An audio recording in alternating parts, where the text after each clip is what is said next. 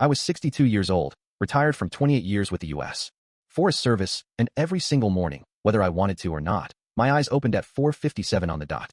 The habit had started in fire camps out west when the bugles sounded before the sun had even thought about rising, and it never left me. My name is Henry Harlan, though most folks on Cedar Ridge just call me Hank. For 18 years I have lived alone in the log home my wife Ruth and I built board by board on a sloping acre of red clay and Virginia pine that backs straight into the George Washington National Forest outside the quiet valley community of Cedar Ridge, Virginia. The cabin sits at the end of a quarter-mile gravel track that turns to mud every March and dust every August. The logs are eastern white pine we milled ourselves from trees that came down in the '98 ice storm. Ruth sealed every chink with her own hands the summer she was 38 and still strong enough to swing a 5-gallon bucket of chinking like it was nothing.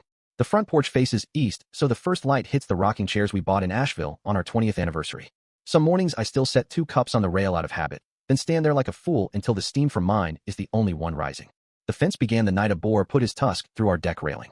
It was late September 2007. The Braves were down by 3 in the 8th, and Ruth was curled against my side under the old wool blanket her grandmother quilted. We heard a crash that shook the whole house, loud enough I thought a tree had fallen on the roof.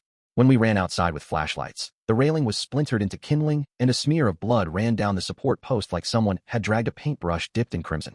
Under the deck, a half-grown fawn was trembling, one hind leg torn open. The hog was already gone, melted back into the dark with the silence of something that knows it owns the night. That winter, I built the barrier. I started the day after Thanksgiving and worked until the ground froze solid. Cedar posts cut from a stand on the north slope, 8 feet tall, sunk 3 feet into clay so hard I had to use a jackhammer in places. 4 strands of high-tensile wire stretched drum-tight, every corner braced with half-inch steel pipe set in concrete. I poured the footings myself, mixed the concrete in an old wheelbarrow with a cracked rim, and tamped it down with the butt of my axe until my shoulders burned. When I finished in February, the eastern line ran straight as a survey string for 412 feet, from the big rock outcrop to the seasonal creek. It was not pretty. It was not meant to be. It was meant to hold. For 16 years it held. Neighbors downhill used to stop by every spring with a pie or a bottle of Maker's Mark because they knew when the Sounders moved through in March and April, my fence was the dam keeping the flood off their lawns. I never asked for thanks. It was just the way things were supposed to work when you live where the pavement ends and something older begins. Then came the Cedar Ridge Preservation Committee. I was not part of their HOA when I bought this land in 1991. The subdivision came later, 16 houses built on the flats below my ridge between 2014 and 2019 by a developer out of Richmond who promised mountain views and modern convenience. One morning I woke up and found a cream-colored envelope in my mailbox with a gold-embossed seal that looked like it belonged on a wedding invitation. Dear Mr. Harlan, your eastern perimeter fencing has been deemed non-compliant with Section 14B of the Cedar Ridge Design Standards. The structure is unauthorized, visually obstructive, and must be removed within 30 days. Failure to comply will result in a $500 administrative fine and further enforcement action. No mention of wildlife. No mention of the documented hog damage reports I had filed with the county every year since 2009. Just the word obstructive, as if the only thing that mattered was whether my fence ruined someone's Instagram picture from 200 yards away. I sat down that afternoon with a yellow legal pad and wrote a 3-page letter, single-spaced, citing Virginia wildlife statutes, Forest Service migration studies, and 16 years of incident reports. I attached photographs of torn-up decks, shredded garden beds, and one particularly clear shot of a 300-pound boar standing on my back steps like he was waiting for breakfast. I mailed it certified, signature required. The return receipt came back signed by Evelyn Whitaker, president of the Preservation Committee, in looping cursive that looked like it had been practiced in front of a mirror. I never heard another word. 31 days later, a second letter arrived. Final notice. Fine increased to $750. Removal scheduled if I failed to comply. They included a date for a hearing and a line that said my attendance was strongly encouraged. I wrote strongly encouraged means optional on the envelope in red pen and dropped it back in the mailbox with the flag up. The morning of June 12th, I woke to the sound of a diesel engine growling up my gravel drive before the coffee had finished dripping. The clock on the stove read 6:42. I stepped onto the porch in my boots and pajama pants and watched a yellow backhoe roll into my backyard like it had every right to be there. 3 men in orange vests were already unloading chains and pry bars from a flatbed that said Whitaker Contracting on the door. I was down the hill before the first post hit the ground. You are on private property, I shouted, voice still rough from sleep. Shut it down right now. The youngest worker, barely 20, looked up from a clipboard and shrugged. Got a signed work order from the Preservation Committee, sir. President authorized it herself. I demanded to see the order. He handed it over like it was a pizza menu. Evelyn Whitaker's looping signature sat at the bottom above the gold seal. No sheriff, no court order, no warrant. Just a piece of paper and 3 men who had been told money was waiting if they finished by lunch. I stood in their way. They worked around me. The backhoe bucket bit into the clay like teeth. Cedar posts that had stood against ice storms and root upheaval snapped like matchsticks. Wire that had held against 300-pound charges rolled up like baling twine. By noon the entire eastern line was gone, stacked on the flatbed and hauled away. The forest looked suddenly, terrifyingly close. I stood in the gap they left and felt the wind move through it like a warning. That night the first complaints started rolling in on the neighborhood app. Something rooted up my entire flower bed and flipped the grill. Left hoof prints the size of coffee saucers. Woke up to snorting outside the bedroom window. Looked like pigs, but huge. Scratches all over my truck. Deep gouges in the kids' play set. I'm scared to let them outside. By Friday, 8 houses reported damage. 3 vehicles needed body work. One golden retriever came home with a tusk slash across its flank that took 23 stitches. Instead of owning their mistake, the HOA sent a letter to every mailbox, including mine, printed on the same cream stock with the same gold seal. We are deeply concerned about recent wildlife activity near the Harlan property. As a longtime resident, Mr. Harlan shares responsibility for ensuring his land does not endanger the community. Please submit a mitigation plan within 72 hours or face escalating fines and further enforcement action. They had torn down the one thing keeping the hogs out, and now they were blaming me for the blood on their decks. I did not sleep much that weekend. Monday morning, I called Margaret Klein, my old colleague from the Forest Service, now regional wildlife biologist for the Virginia Department of Wildlife Resources. She drove out that afternoon in her green state truck, 2 technicians riding shotgun, and spent 3 hours setting up trail cameras and bait stations. By Wednesday, she had footage of a sounder of 38 hogs moving through the gap like it was a highway. She wrote an official advisory and emailed it to the HOA with me copied. I added my own cover letter citing state code and attached 16 years of damage reports. Tuesday night, they scheduled an emergency community meeting. Red flyers on every mailbox, mandatory attendance, community safety crisis.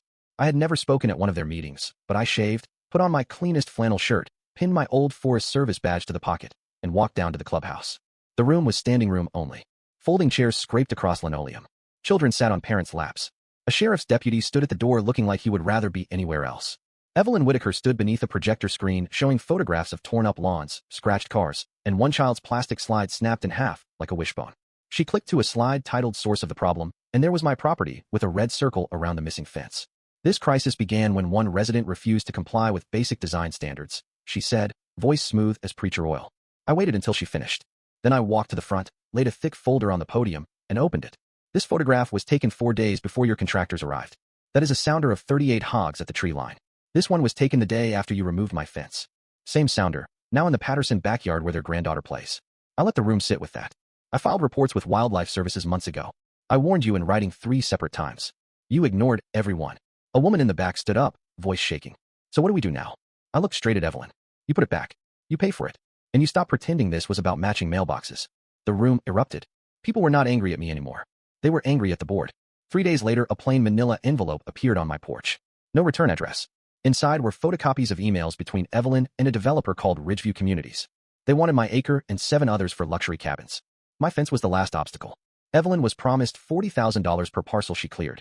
There were pre-written work orders dated weeks before I ever received a violation notice. That was Friday. Saturday morning, I turned my backyard into a stage. For cameras on tripods, 2 drones overhead, a 75-inch screen on the deck, live stream titled Cedar Ridge HOA Exposed, the truth about your safety. Within an hour, half the neighborhood was watching on their phones while standing in their yards. At 10 o'clock, Evelyn arrived with 2 sheriff's cruisers, a man in a $3,000 suit, and the same backhoe from before. The suit introduced himself as senior counsel for Ridgeview Communities and began reading a new removal order for vegetation control and wildfire mitigation. I hit play on the projector. The emails filled the screen in 20-foot letters. The payment promises. The fake work orders. The architectural renderings showing my cabin bulldozed for a clubhouse. The crowd went dead silent. Special Agent Ramirez stepped out from the pines, badge flashing in the sun. Evelyn Whitaker, you are under arrest for wire fraud, conspiracy, trespass, destruction of private property, and half a dozen other felonies. The suit tried to run. 3 neighbors I had known for 15 years formed a calm, polite wall. The backhoe driver killed the engine and walked away shaking his head. Deputy Nolan Burke, who had responded to half the hog calls, took off his hat and apologized on camera while 78,000 people watched. We were used, Henry. Every one of us. I'm ashamed I let it happen. The stream peaked at 89,000 concurrent viewers. 5 months later, the final judgment came down. Evelyn drew 17 years in federal prison. Ridgeview Communities was dissolved, assets seized, and distributed to the 9 families she had forced out. Every fraudulent sale was voided. The Pattersons moved back into their house the first week of November. Mrs. Lambert baked them an apple pie and cried on their porch for 20 minutes. The HOA was dissolved by court order and reborn with a new charter written by the residents themselves. Open books, public votes, no officer may ever accept payment from a developer, and a clause in bold print that reads, safety shall always supersede aesthetics. My fence stands stronger than ever. The neighborhood helped rebuild it on a Saturday in October that felt more like a barn raising than a repair job. Kids who had never held a post-hole digger carried cedar planks. Mrs. Lambert brought lemonade and 4 kinds of pie. Even Deputy Nolan showed up off-duty and drove stakes until his shirt was soaked through. On the new gate, I carved a line with my old forestry knife. We keep what we respect. Some battles are won with lawyers and judges and federal agents. Some are won with neighbors who finally decide enough is enough, and one retired forest ranger who refused to let anyone tear down the one thing that kept his wife's memory and his community safe. So tell me in the comments, when someone with a clipboard and a title decides your safety is less important than their color palette, do you roll over and pay the fine? Or do you stand your ground and let the wild things teach them the lesson they refuse to learn? More than that, when injustice hides behind polite letters and community standards, when it tears down what protects you and then blames you for the blood on their decks, where do you draw the line between keeping the peace and keeping your soul? I am 62 years old, retired, and I learned something important last year. Peace that costs you your voice is not peace at all. Drop your stories below. Tell me where you would have drawn the line. Tell me if you think Evelyn deserved prison or just a slap on the wrist.